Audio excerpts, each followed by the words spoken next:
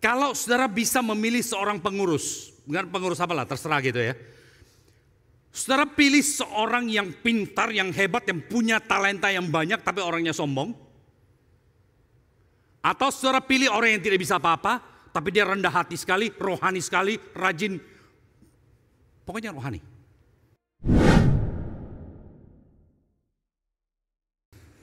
Terima kasih untuk kesempatan di mana saya bisa kembali berada di sini, pulang kembali ke rumah rohani saya. Terima kasih untuk bisa beribadah bersama-sama. Pertama kali saya menginjakan kaki di gedung ini, ya. Walaupun saya tetap bersyukur, dua ciri GKKA yang saya selalu ingat. Nomor satu, tulisan Mandarin di atas sana. Mana tuh? Bukan di sini, di atas sana. Ya, Santi Aisuran.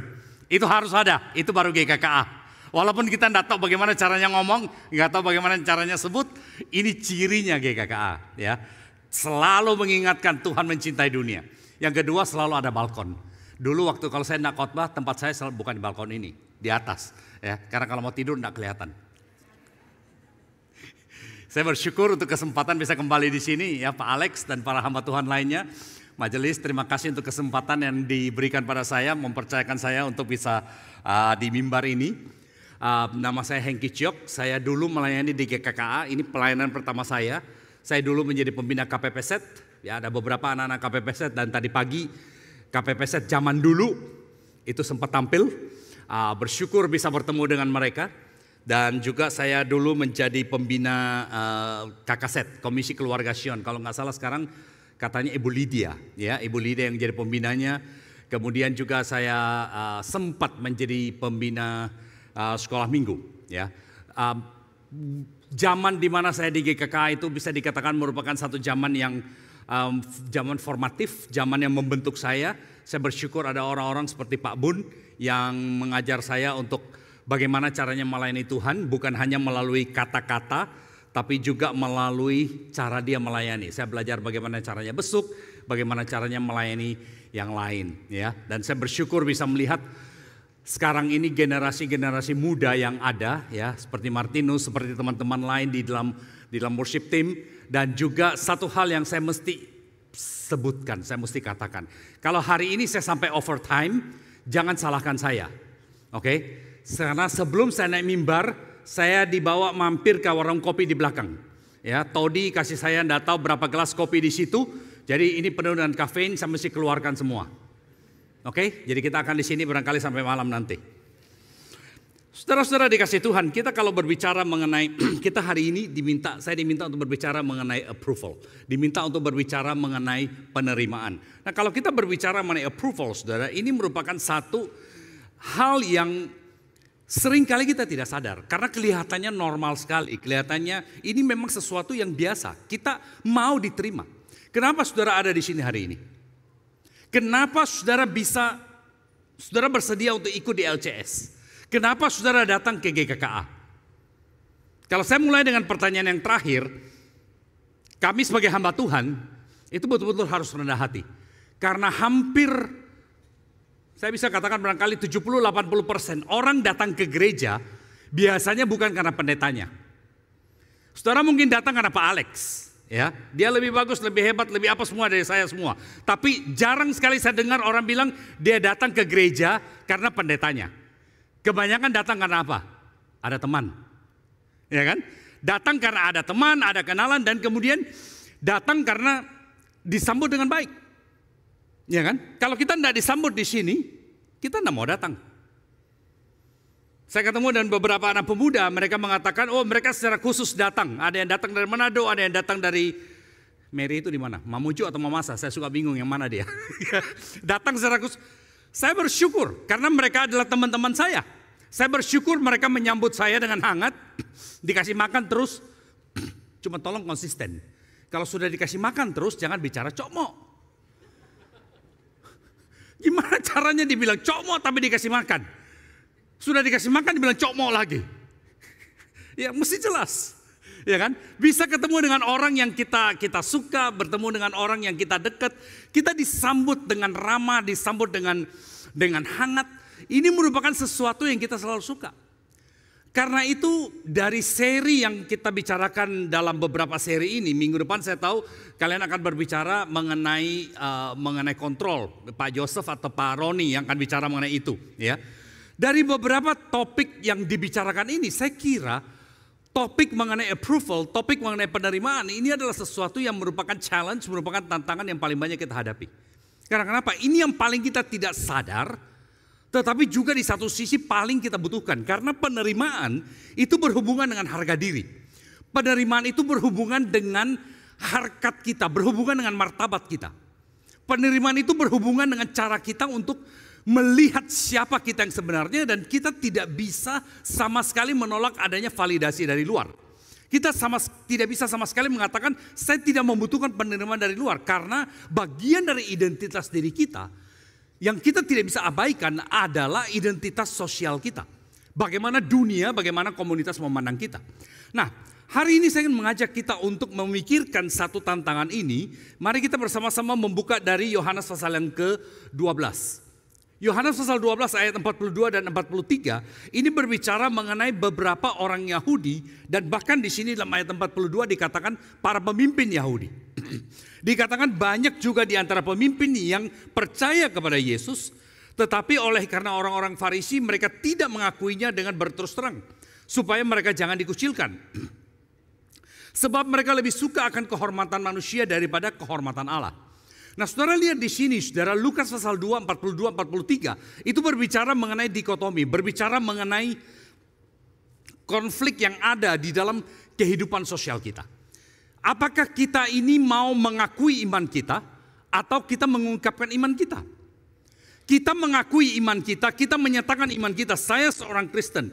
Tetapi seringkali kita tidak betul-betul hidup sesuai dengan kekristenan kita. Kita menyebut diri sebagai orang Kristen, tetapi kita ragu untuk betul-betul hidup sebagai orang Kristen. Karena kenapa? Kita takut kita tidak diterima oleh masyarakat sekeliling kita. Banyak kalimat yang kita sering kali mengatakan, yang kita sering dengar orang mengatakan bahwa ya sudah, yang penting saya percaya Yesus, tetapi dalam pekerjaan jangan terlalu rohani. Jangan terlalu suci, karena toh kita masih hidup dalam dunia yang berdosa. Jangan terlalu rohani, karena orang-orang di sekitar kita tidak rohani. Nanti mereka merasa tidak nyaman dengan kita. Satu sisi betul, kita tidak mau orang di sekitar kita merasa tidak nyaman dengan kita. Tetapi di sisi lain, Alkitab mengingatkan kepada kita isu besar ini, pertentangan besar ini antara kita mengakui iman kita, memperkenalkan siapa kita yang kita ngomong, dan pengungkapan dari iman kita, pernyataan dari iman kita. Nah, ini yang terjadi di sini, dilema yang ada muncul di sini, saudara, adalah mereka tidak bersedia mengungkapkan imannya, karena mereka takut mereka ditolak. Kata dikucilkan di sini dalam mempunyai pengertian dikeluarkan, diusir dari komunitas, dan ini kemungkinan menuju kepada komunitas sinagog. Ya, mereka takut kalau mereka ini percaya betul-betul mengungkapkan bahwa mereka mengikuti Yesus, ini terlalu kontroversial. Ya, di Indonesia kita punya acara TV yang cukup ternama, namanya Kontroversi. Takutnya orang Kristen menjadi orang Kristen yang kontroversial juga. Itu sebabnya mereka mengatakan saya mau mengikuti Yesus, cari aman, cari tenang, tapi juga jangan sampai saya terlalu menarik perhatian. Namun pada dasarnya yang menjadi pertanyaan kita di sini adalah siapa yang kita mau minta supaya kita diterima? Kita mau diterima oleh Tuhan atau kita mau diterima oleh manusia? Nah, kembali, saya tidak mengatakan kita jangan menjadi orang yang ekstrim di mana kita itu segala sesuatu kita melawan arus. Tetapi kita harus betul-betul memikirkan pada akhirnya yang paling penting di dalam kehidupan kita itu kita diterima, dihargai, diperkenankan oleh Tuhan atau oleh manusia. Di dalam dunia ini kita bisa katakan secara besar ada 3 kelompok manusia, ada 3 kelompok orang. Kelompok yang pertama itu adalah ABS, asal bapak senang, asal abang senang, asal bung senang, asal orang lain senang. Ya, kita ketemu banyak orang yang seperti itu punya. Saya berkali-kali menerima TikTok, Reels, memes, yang orang itu rupanya kalimat kata yang paling banyak dipakai zaman sekarang itu sedikit-sedikit siap. Yang saya lucu adalah seringkali waktu lihat itu orang itu bilang siap untuk segala sesuatu. Dan saya nggak ngerti siap itu artinya apa. Dia ngerti, dia setuju, atau kau ngomong terlalu capilah, terlalu banyak. Berhenti Moko. Nggak pernah jelas saudara. Itu kalimat, itu kata yang sudah bisa dikatakan tidak ada artinya. Yang kata-kata yang sudah nggak jelas. Dan banyak orang saudara dalam dunia sekarang ini pada dasarnya yang dia berusaha lakukan, yang penting orang lain senang. Ini satu kelompok selalu mau menyenangkan orang lain. Dia tidak peduli apa yang orang katakan, yang penting dia senang, yang penting dia oke. Tidak bertentangan, tidak menentang, tidak mengatakan tidak, pokoknya semuanya positif. Kelompok yang kedua saudara ini berlawanan, ini adalah orang yang hanya mementingkan diri sendiri. Dia tidak peduli norma sosial. Dia tidak peduli aturan seperti apa, dia datang ke gereja kalau orang semua duduk, dia mau berdiri, dia berdiri. Orang semua duduk dengan tenang, dia mau main HP, dia mau bicara telepon, dia lakukan. Kan bebas sih saya toh, saya kan hidup dengan semaunya sendiri. Ada orang yang seperti itu. Ya, orang seperti ini dia bukan selalu antisosial, tapi seringkali adalah dia itu punya kecuekan sosial, tidak peduli mengenai hal-hal yang bersifat sosial. Pokoknya saya melakukan apa yang saya mau. Dan ini juga bukan berarti dia orang egois. Bukan berarti dia orang yang hanya mementingkan diri sendiri, tetapi ini orang yang biasanya punya masalah dalam mengikuti norma-norma sosial. Nah, kelompok yang ketiga yang seharusnya kelihatannya seperti ideal adalah orang yang bergantian. Dia tahu kapan mesti ngikuti maunya orang, kapan menyenangkan orang dan kapan menyenangkan diri sendiri. Kapan untuk melayani kebutuhan diri sendiri. Karena dia tahu tidak bisa untuk selalu memenuhi keinginan orang. Nah saudara-saudara, fokus kita ini adalah orang yang selalu melihat sosial, selalu melihat lingkaran sosial atau lingkungan sosial itu sebagai penentu segalanya. Nah, permasalahannya yang kita hadapi saudara adalah orang seperti ini kemudian tadi saya katakan penerimaan sosial berkaitan dengan harga diri. Penerimaan sosial berkaitan dengan, kalau saya bisa pakai istilah gengsi. Dia kemudian mencari validasi bukan dari apa yang dia punya, bukan dari apa yang objektif dia miliki, tapi berdasarkan bagaimana respon orang terhadap dia. Saya berikan contoh. Saya waktu kuliah misalnya, saya selalu nomor 1. Nomor 1-nya itu dari belakang. Tidak pernah dari depan. Nomor 1. Kalau IPK-nya itu pokoknya kalau lulus, bukan sekolah IPK. Sekolah Sion masih tetap terbaik. Jangan bilang sama mereka ya. Ngomong apa Mi? Kalau IPK kuliah kita, itu yang paling minim supaya lulus 2, dia IPK-nya dengan bangga 2. Mungkin 1,999 sekian, jadi kena dikatrol, dia naik jadi 2. Lulus.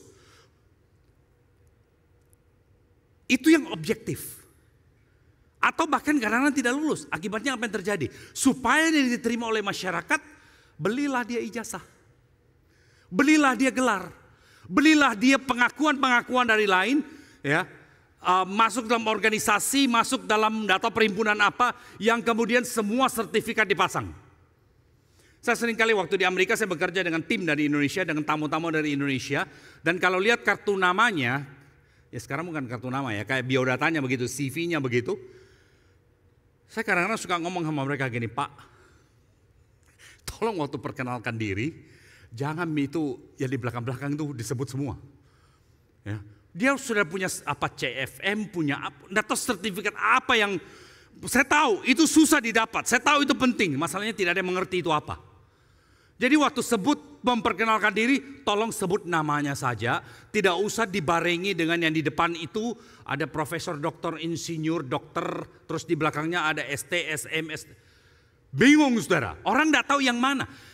Ini salah satu fakta. Bahwa seringkali di dalam kehidupan kita saudara, karena kita mementingkan penerimaan sosial, kita kemudian berusaha untuk menyajikan sesuatu yang kita pikir ini berkaitan dengan harga diri saya. Waktu saya punya gelar yang panjang, waktu saya punya jabatan yang panjang, waktu saya punya segala sesuatu, itu membuat saya berharga. Karena kenapa? Orang melihat saya sebagai seorang yang penting. Kita perlu berhati-hati saudara. Kita mencari validasi dari dunia. Masalahnya validasi dari dunia seringkali membuat kita bingung. Karena kenapa? Orang-orang yang memberikan kita validasi itu seringkali bahkan tidak ada hubungannya dengan kita. Saya cantumkan cuma 2 di sini, media sosial dan lingkungan. Media sosial, saudara, saya tidak katakan media sosial itu buruk. Media sosial itu bagus, media sosial itu penting. Gereja harus memperhatikan untuk urusan media sosial. Gereja penting. Saya bersyukur bahwa GKKA salah satu dari tidak banyak gereja yang punya digital pastor. Saya bersyukur sekali. Saya selalu menyebut digital ministry itu sebagai Samarianya modern, Samaria zaman modern. Waktu kita melihat dalam Kisah Rasul, para rasul itu tidak mau keluar mengabarkan Injil, mereka tetap mau nyaman, tinggal di zona nyaman mereka di Yerusalem. Karena salah satu adalah kalau keluar mesti menghadapi, selain Yerusalem, Yudea, mereka harus ke Samaria. Mereka tidak mau ke Samaria. Tidak banyak gereja hari ini betul-betul concern kepada pelayanan digital. Saya bersyukur dan saya berterima kasih GKKA bukan gereja seperti itu. Saya harap saudara terus kembangkan pelayanan digital saudara, dan saya berharap di Amerika saya bisa terus mengikuti. Karena kenapa? Tidak ada lagi batas geografi. Tidak ada lagi batas geografi. Saya harap saudara terus bisa kembangkan, ya. Ibu Nita nanti barangkali bisa duduk di chat waktu lagi kebaktian kayak begini. Dia yang sambut orang, dia yang chat dengan orang-orang, berdoa dengan orang, tim doa virtual. Itu sesuatu yang penting. Tetapi permasalahannya saudara, ketika kita mencari validasi sosial seperti ini, yang sering kali terjadi, kita mencari validasi dari orang yang kita tidak kenal secara pribadi. Yang punya standar yang berbeda, yang punya budaya yang berbeda, yang lingkungan geografinya berbeda, yang cara hidupnya sama sekali berbeda. Standar kecantikan kita ikut sekarang standar kecantikan Korea. Ini Korea dengan di sini beda, Korea 4 musim. Indonesia juga 4 musim, panas, makin panas, lebih panas, panas sekali.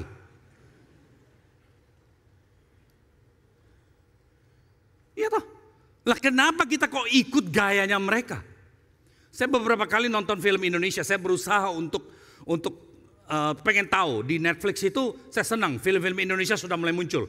Tapi yang saya selalu bingung setiap kali saya nonton film Indonesia itu, saya tidak bisa membayangkan kenapa di Indonesia ada ladang gandum. Kenapa di Indonesia bisa turun salju? Kenapa di Indonesia gayanya orang berpakaian itu seperti di Amerika waktu lagi musim dingin, pakai baju yang panjang ke bawah, yang kita di sana saja hanya pakai kalau pas dinginnya luar biasa. Dan kenapa tidak pernah dikasih lihat Jakarta macetnya kayak apa, atau Makassar yang PT-PT di mana-mana? Tidak pernah kelihatan begitu punya. Karena kita pikir orang lain maunya seperti ini. Kalau kita perlihatkan yang aslinya kita, orang tidak terima. Ini yang jadi masalah saudara. Validasi sosial itu penting, tetapi validasi sosial kalau itu menjadi ukuran kita untuk mengukur harga diri kita, bahaya. Kalau GKKA mengukur kesuksesan berdasarkan berapa banyak orang menerima, memuji dan mau datang ke GKKA, bahaya. Kita perlu memikirkan identitas kita itu seharusnya merupakan satu identitas yang tidak bisa berubah. Lingkungan kita itu akan terus berubah. Validasi dari lingkungan akan terus berubah. Karena kenapa saudara? Kalau kita berbicara mengenai penerimaan. Penerimaan sosial itu punya beberapa ciri, ya. Beberapa ciri, dan saya kasih 3 di sini yang menurut saya paling penting. Nomor 1, penerimaan sosial itu bersifat dangkal. Penerimaan sosial itu cuma bersifat sesuatu yang orang lihat sekilas, sepotong dan tidak kelihatan aslinya. Khususnya pada zaman sekarang, di mana segala sesuatu itu instan. Saya punya pelayanan online dan saya sering taruh videonya itu kemudian taruh di YouTube. Dan saya mendapatkan 2 respon. Respon pertama dari orang yang generasi yang sudah cukup tinggi punya dan mereka suka. Tapi anak-anak muda mengatakan Lause itu terlalu panjang. Tolong dipotong menjadi 3 menit. Masa 30 menit? Kita 30 menit, 45 menit, siapa yang akan dengar? Ya ada yang mau dengar. Maunya yang 3 menit, maunya yang pendek-pendek punya semua. Cuman bait aja. Nah permasalahannya saudara, yang sepotong-sepotong seperti ini seringkali tidak menggambarkan cerita yang sebenarnya. Kita melihat orang itu cuma semacam screen capture, bagian tertentu Yang kemudian itu yang dipajang dan kita kemudian mengatakan coba kau lihat tahu. Latar belakangnya, coba lihat backgroundnya, coba lihat dia di atas pesawat pribadi, coba lihat dia lagi liburan, coba lihat dia lagi nge-wine, dia lagi ini lagi itu. Itu cuma sepotong. Bagaimana kamu tahu bahwa yang dia minum itu betul-betul wine? Saya pernah lihat orang caranya bikin iklan, saudara. Saya baru tahu apa yang difoto, apa yang di video untuk iklan itu tidak ada yang boleh dimakan. Kita masih punya dry ice. Tapi dry ice yang dipakai untuk video, untuk makanan itu racun itu betul-betul cuman bagus di foto. Tapi kita percaya, waktu kita melihat seperti itu kita katakan, coba lihat, begitu hebatnya itu. Saya tidak bisa kebayang ya, secara khusus terbang ke Turki untuk kemudian pergi ke restoran makan steak yang mahal-mahal yang di luarnya dibungkus emas. Saya terus kepikir gini ya, betul, bagus sekali kelihatan di Instagram, bagus sekali kelihatan di TikTok, dia lagi makan steak yang enggak tahu berapa, sengaja ditulis, sengaja flexing, dikasih lihat harganya berapa. Saya pikir begini, habis dia makan, sakit perut atau tidak ya? Emas dimakan, orang Indonesia suruh makan kayak begitulah. Orang Indonesia kan kalau belum makan nasi kan belum kenyang. Steak itu lebih enak daripada rendang emangnya. Tapi demi untuk konten, kita bangga. Kita kasih lihat. Datang kali ini, saya sewa apartemen, keluarga saya sewa apartemen. Satu hari saya pergi ke gym. Dan waktu lagi olahraga di situ, menjelang saya selesai, ada satu orang datang pada saya. Kebetulan di depan saya itu lihat ke arah kolam renang, ada gordennya, ada blindnya tutup begitu. Dia minta izin, bilang, "Susu, bisa nggak tolong ini dibuka?" Ya saya bilang, "Buka, tidak apa-apa Ji." Terus saya bilang, "Kenapa? Mau olahraga terlalu gelap?" Atau karena pemandangan di luar bagus? Dia bilang, "Iyo, ya gelap, tapi kan di luar juga bagus sih." Ya betul di luar bagus. Tapi ya sudah, saya enggak ada apa-apa. Begitu selesai saya balik, orang lagi bikin konten. Lampu, ada kameramennya. Semua yang dia lakukan, semua yang dia gerak di situ, minum. Kok tolong diulang lagi. Minum lagi, pelan-pelan minumnya. Saya pikir ini tempat untuk orang olahraga. Kelihatan gayanya dia olahraga. Ya, dan saya waktu dia olahraga, saya betul-betul lebih bisa olahraga karena saya pengen lihat kau jekong atau tidak. Ya, dia pura-pura terus tarik begini. Di shoot dia lagi tarik. Saya pengen lihat beratnya kayak apa. Jangan kau nanti di sini sudah ringan-ringan punya, begitu di shoot beratnya ditambah. Enggak Ji. Dangkal saudara. Penerimaan sosial itu dangkal sekali. Penerimaan sosial itu cepat sekali berlalu. Coba lihat apa yang viral sekarang. Ada statistik mengatakan viral itu biasanya itu kalau dari matahari terbit dia tidak sampai matahari terbenam. Makanya orang mau membuat sesuatu viral, dia perlu tahu targetnya siapa. Kalau saya mau bikin konten saya viral untuk Indonesia, saya tidak akan posting waktu pagi di Amerika. Saya akan posting itu kira-kira sudah sore supaya orang Indonesia bangun. Itu pagi-pagi di sini, ya. Indonesia punya jam sekarang ini mundur ke belakang, ya, berapa? 15 jam. Saya akan sesuaikan dengan waktunya orang Indonesia. Karena kenapa? Saya mau kejar itu cuma beberapa jam. Tidak ada yang viral sampai lama sekali.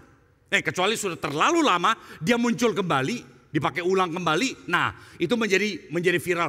Tetapi sesuatu yang diterima oleh masyarakat itu berlalu dengan cepat sekali. Karena kenapa? Popularitas itu hanya bersifat sementara. Makanya yang populer itu biasanya semua yang bening-bening, semuanya yang kelihatan cantik-cantik, semuanya yang kelihatan mewah-mewah, semua yang kelihatan hebat punya. Bagaimana kita tahu apakah itu betul-betul dia punya? Banyak kali penerimaan itu semata-mata bukan hanya karena fotonya, tetapi karena captionnya. Saya punya seorang teman dia mengajar saya untuk komunikasi dan dia mengatakan salah satu hal yang perlu dilakukan sekarang, jangan kasih caption yang terlalu panjang. Karena kalau kasih caption terlalu panjang, nomor satu tidak ada orang baca, nomor dua orang belum tentu setuju dengan apa yang ditulis. Jadi supaya menarik untuk semua orang, salah satunya adalah captionnya minimum. Atau cuma tanya saja. Ini bagusnya captionnya apa ya? Orang mulai suggest, waktu orang mulai suggest kemudian apa? Engagementnya naik. Banyak trik saudara untuk bisa menipu algoritma. Banyak trik untuk kemudian bisa menipu bagaimana caranya supaya kita keangkat. Tapi semua itu cuma bersifat sementara. Tidak ada yang akan bertahan lama. Yang ketiga saudara, karakteristik yang ketiga. Penerimaan sosial itu subjektif. Kita hanya menerima sesuatu yang biasanya dua hal. Nomor satu, saya tidak ada dan saya pengen. Atau nomor dua, sama dengan sesuai dengan apa yang harapan saya. Itu secara cepat. Saya pengen seperti itu. Wah, lihat kau, ini orang tawa. Dia bisa naik pesawat pribadi. Coba lihat ini orang tawa, dia bisa ke luar negeri. Coba lihat dia, saya liburan di Malino. Dia liburannya itu di Milano. Dia pergi Milano sana itu karena kebetulan ada yang bawa dia, kebetulan dikasih tiket gratis atau apa, nggak tahu. Sekarang waktu bawa tamu saudara, ya saya juga seperti itu sih ya, makan coto di foto dulu. Berapa banyak saudara yang berdosa seperti itu? Apapun dimakan semua foto. Yang lebih parah lagi, bukan dia yang makan, dia yang foto dan dia yang posting. Supaya apa? Kelihatan hebat. Seringkali waktu makan dan orang sekarang saya tanya, mau difoto dulu? Kalau mau difoto dikumpul semua dulu di sana. Supaya apa? Supaya bukan dilihat saya yang makan banyak. Kayak tadi waktu di mana di konsistori. Semua sampah makanan saya kasih kepada salah satu majelis. Itu karena lagi mau difoto. Jadi dia yang makan, bukan dilihat saya yang makan. Penerimaan saudara itu seringkali bersifat subjektif. Saya lagi mencari, saya pengen dan saya tidak bisa dapat, saya lihat orang lain seperti itu. Baik. Sambil dalam hati berharap. Mudah-mudahan saya bisa dapat atau kalau tidak kita syirik. Kenapa dia bisa? Padahal dia itu siapa kok bisa seperti itu?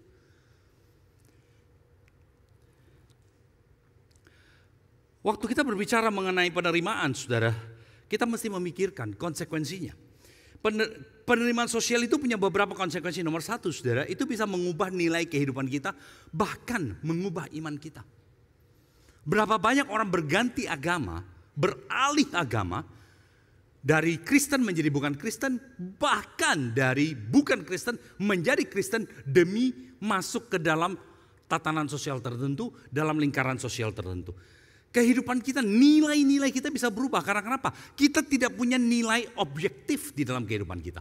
Nilai kita semuanya bersifat subjektif. Nilai kita itu semua bersifat sesuai dengan sikon.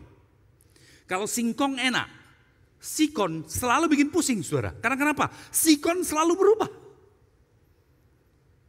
Apa yang dulunya boleh, apa yang dulunya oke, sekarang jadi tidak oke.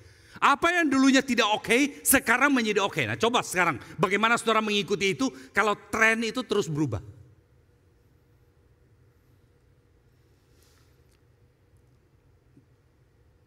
Tahun lalu kalau nggak salah, saya ketemu dengan seorang desainer pakaian. Dia bukan desainer pakaian umum, dia desainer pakaian untuk agama tertentu.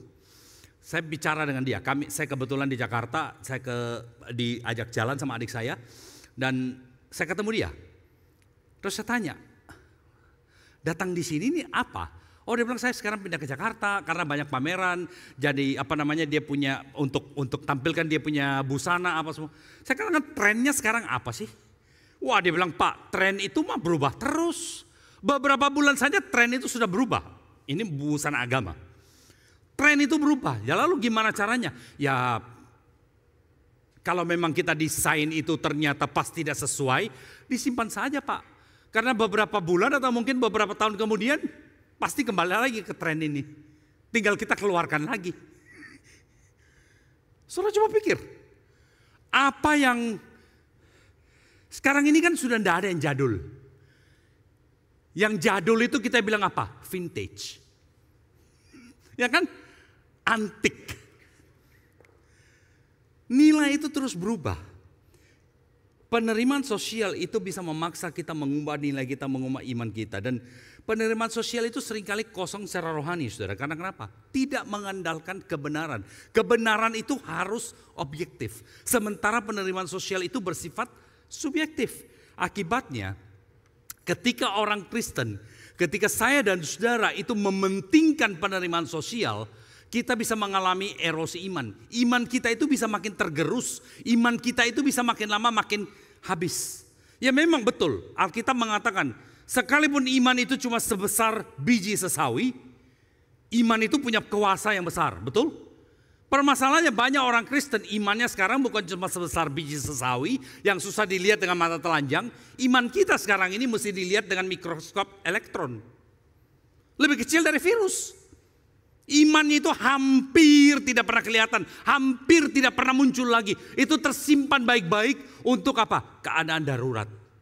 Berapa banyak orang yang saya kenal secara pribadi, saya tidak pernah tahu dia orang Kristen. Sampai kemudian waktu meninggal baru tahu, oh karena kenapa? Pemakamannya Kristen. Oh, orang Kristen pade. Tidak ada yang pernah tahu bahwa dia orang Kristen. Saya mikir ya, waktu orang melihat saudara, orang taunya saudara orang Kristen itu dari mana? Karena hari Minggu kelihatan di LCS atau apa begitu. Banyak kali kita orang Kristen kita mengalami erosi iman. Iman kita itu makin lama makin kecil. Dan akibatnya saudara, hidup kita tuh makin stres. Karena kenapa? Kita tidak hidup di dalam kebenaran. Kita tidak hidup dengan wajah kita yang sebenarnya. Kita hidup dalam kepalsuan. Tidak ada lagi yang otentik di dalam kehidupan kita. Semua hasil oplas. Waktu mempersiapkan khotbah ini, saya pengen sekali untuk pakai tema oplas. Karena banyak orang Kristen imannya itu iman operasi plastik.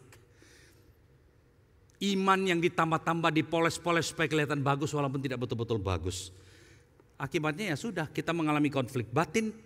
Dan saudara pikir dengan kita menerima, kita ikut sesama, ikut dengan dunia, semua beres? Tidak saudara. Seringkali justru saya melihat konflik terjadi antara orang yang tidak punya pendapat, yang cuma ikut-ikutan dengan apa maunya orang.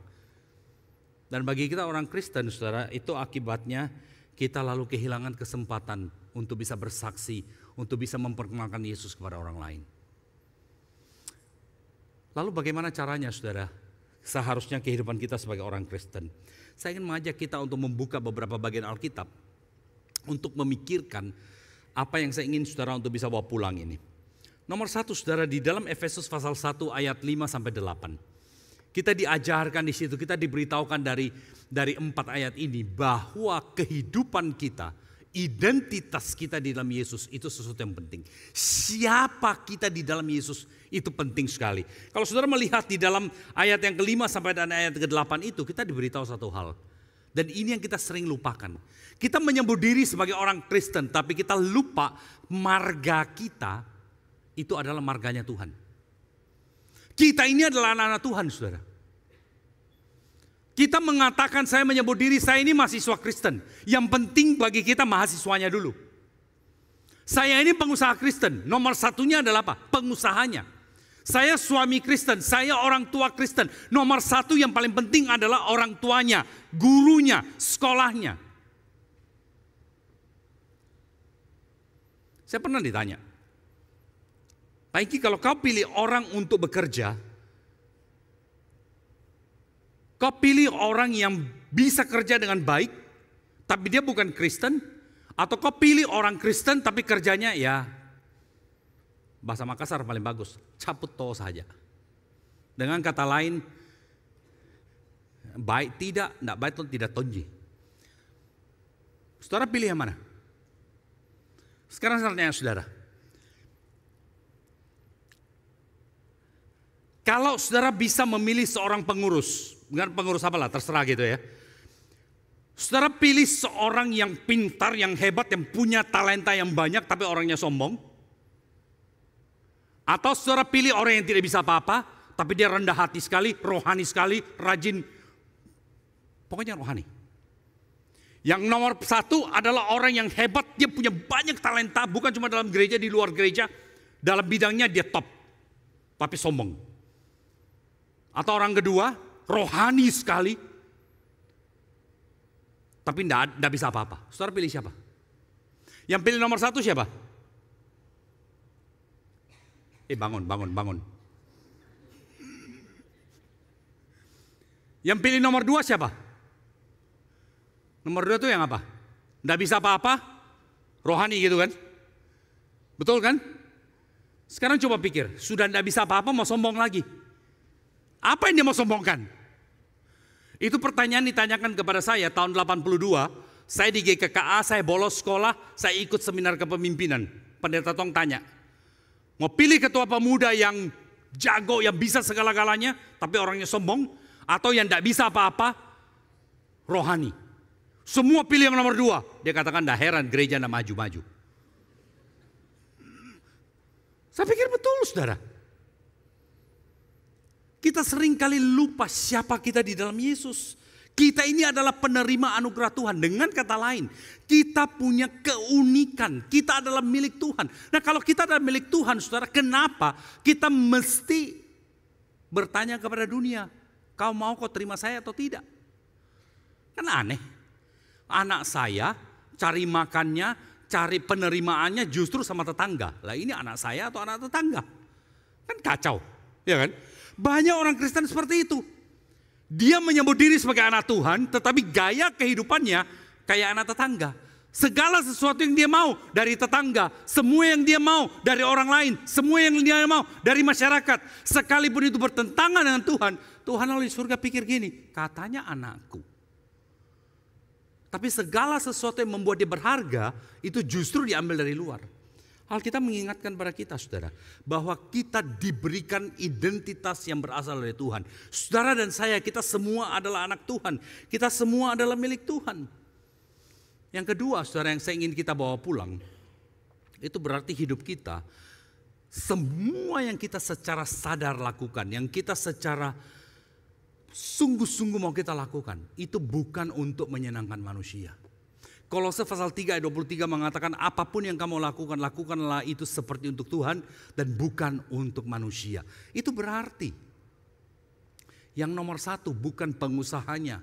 Yang nomor 1-nya adalah identitas saudara sebagai orang Kristennya. Orang Kristen yang kebetulan adalah pengusaha. Yang dipercayakan Tuhan untuk menduduki jabatan, menduduki posisi di perusahaan sebagai tukang bersih WC misalnya. Sebagai penyapu. Segala pekerjaan yang ada, semua profesi yang ada, itu penting. Tetapi itu tempat untuk menyatakan, untuk mengungkapkan, untuk mengeluarkan identitas yang sebenarnya, yaitu bahwa saya adalah seorang Kristen. Bahwa saya adalah milik Tuhan. Saya adalah orang yang dipercayakan oleh Tuhan. Dan dengan demikian itu berarti apa? Panggilan saya yang nomor 1 itu bukan menyenangkan orang. Saudara yang bekerja di perusahaan itu biasanya kita punya yang namanya performance review. Ya kan? Setiap tahun ada yang kadang-kadang saya tidak tahu kenapa perusahaannya lakukan seperti itu. Saya pernah dengar performance review tiap 3 bulan. Saya pikir ini perusahaan atau penyiksaan. Tiap 3 bulan itu ketemu dengan HR untuk kemudian bicara mengenai performance-nya. Saya pikir gini ya. Kita khawatir review dari bos kita. Berapa sering kita mikir mengenai review dari Tuhan?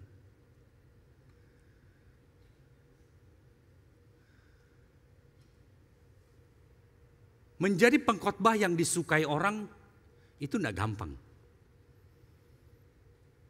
Tapi juga tidak terlalu susah.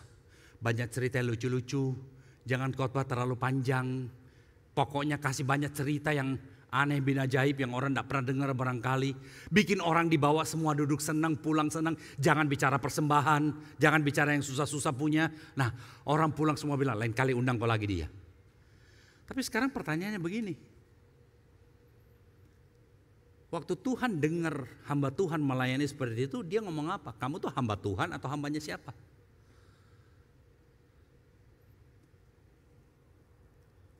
Kita perlu betul-betul memikirkan, saudara, pelayanan kita, hidup kita itu bukan untuk manusia. Segala yang kita lakukan itu adalah untuk Tuhan. Karena kenapa? Kita ini unik, identitas kita ini unik, spesial sekali di hadapan Tuhan. Yang terakhir, saudara, kita perlu belajar untuk menerima orang lain. Melihat orang lain, bukan secara dangkal, bukan secara penampilan, oh karena dia bajunya bagus saya mau dengan dia. Kemungkinan dia orang kaya, kemungkinan dia orang sukses. Coba lu lihat foto-fotonya tahu di Instagram. Berapa sering saudara kita mengikuti posting sesuatu di Instagram. Itu bukan karena kita kenal dia. Tapi karena kita suka lihat apa yang dia posting punya. kita memperlakukan orang, saudara, jangan sampai kita memperlakukan orang hanya karena penampilannya.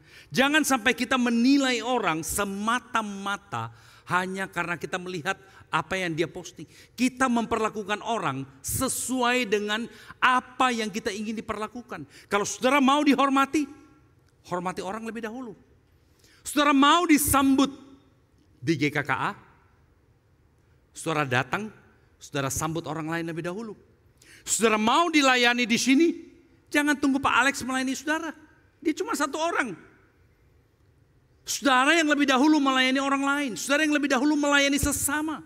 Saudara yang lebih dahulu mengulurkan tangan. Saudara yang lebih dahulu datang kepada orang mengatakan, saya pengen berdoa untuk kamu. Apa yang saya bisa doakan untuk kamu? Itu baru gereja. Kita memperlakukan orang sebagaimana kita ingin orang memperlakukan kita. Saudara mau dicintai orang, saudara mau dihargai orang, belajar menghargai orang terlebih dahulu. Saudara tidak suka digosipin, jangan mulai gosip orang. Walaupun gosip orang itu enak sekali. Saudara-saudara, penerimaan itu satu tantangan bagi kita, saudara. Tapi saya harap pagi hari ini waktu kita memikirkan, kita merenungkan hal ini, saya ingin ajak saudara mikir satu hal. Kita diterima oleh manusia, tapi belum tentu diterima oleh Tuhan. Atau kita lebih suka diterima oleh Tuhan, sekalipun itu mungkin berarti secara manusia kita tidak diterima oleh mereka.